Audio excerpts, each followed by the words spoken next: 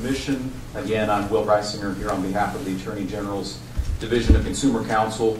And Your Honor, as you know, the Attorney General is charged by statute with representing the interests of Dominion's 2.4 million customers in proceedings such as this. Your Honor, Dominion is seeking Commission approval to construct and operate a 20 megawatt solar energy facility in Fauquier County, Virginia, and to establish a rate adjustment clause to recover the construction costs from customers. This facility, if approved, would be the largest solar energy facility in Virginia and one of the largest on the East Coast.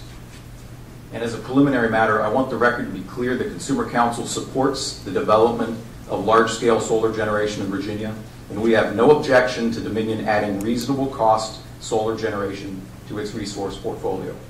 Emissions-free solar generation is good for the environment. It provides valuable energy to the system during on-peak hours. And additional solar generation will also further the goals of the Commonwealth's energy policy found in Title 67 of the Code of Virginia.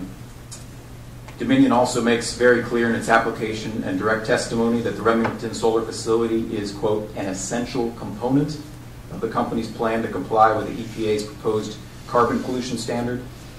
The EPA's Clean Power Plan, once finalized, will likely require Virginia utilities to make substantial investments in renewable energy. The development of solar generation in Virginia could certainly be a prudent way for the Commonwealth to comply with the federal carbon pollution standard.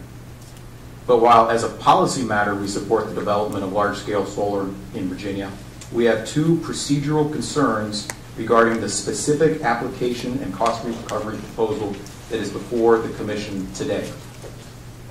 First, Your Honor, we are concerned that Dominion did not adequately consider the option of purchasing solar energy and capacity from a third party instead of building and owning a generation facility itself. When securing new energy and capacity to serve native load obligations, a utility generally has two choices. One, it can build and own a generation facility itself, or two, it can purchase energy and capacity through a power purchase agreement or through the PJM market.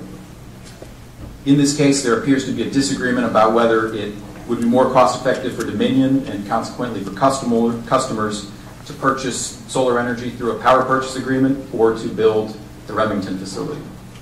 For example, the pre-filed direct testimony of Mr. Francis Hodsell, a witness for the Maryland, D.C., and Virginia Solar Energy Industries Association, suggests that it would be more cost-effective for Dominion to enter into a PPA than for the company to build its own solar facility.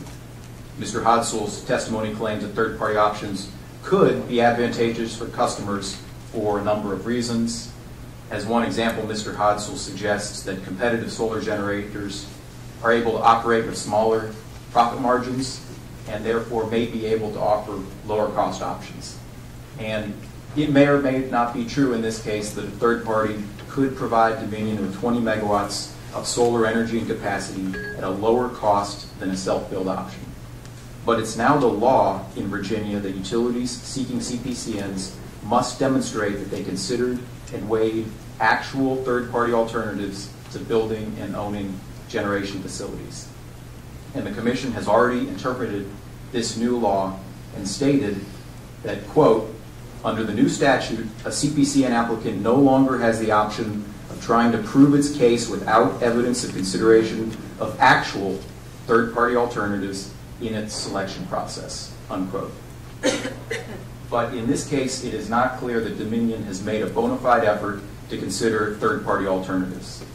The company states that it looked at the capital costs of several North Carolina solar facilities, most of which were 5 megawatts or smaller, and based on that information determined that no third party could have beaten the Remington price.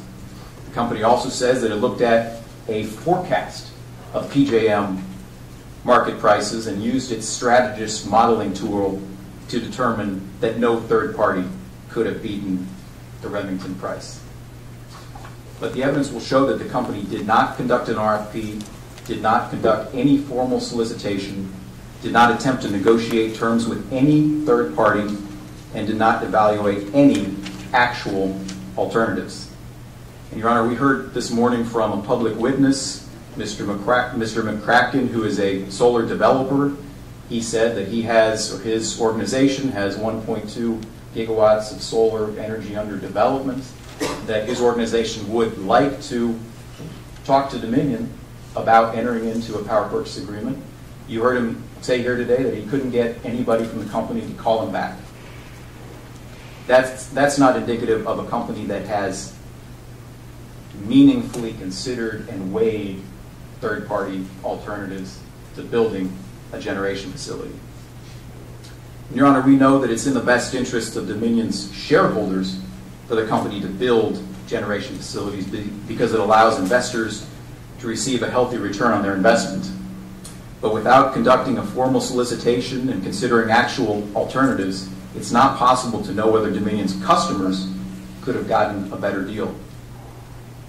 Your Honor, during the course of this proceeding, we will demonstrate that Dominion has not considered any actual alternatives as the law requires. And for this reason, we simply don't know whether Dominion's customers could have gotten a better deal for solar. And Your Honor, our second issue concerns cost recovery. If the company's CPCN request is approved, it appears that the costs should be recovered through base rates as opposed to through a rate adjustment clause. The company's testimony repeatedly references the EPA's Clean Power Plan and states that the Remington solar facility is, quote, an essential component in the company's strategy to help Virginia comply with a federal carbon pollution standard. Recent commission orders have raised questions about whether Clean Power Plan compliance costs should be recovered through existing base rates or through rate increases in rate adjustment clauses. And indeed, the evidence will show that Dominion itself has previously stated that all Clean Power Plan compliance costs will be recovered through base rates, at least during the period of the Senate Bill 1349 base rate freeze. And finally, the recovery of Remington solar facility costs through base rates would promote rate stability for consumers while Virginia prepares to comply with the Clean Power Plan.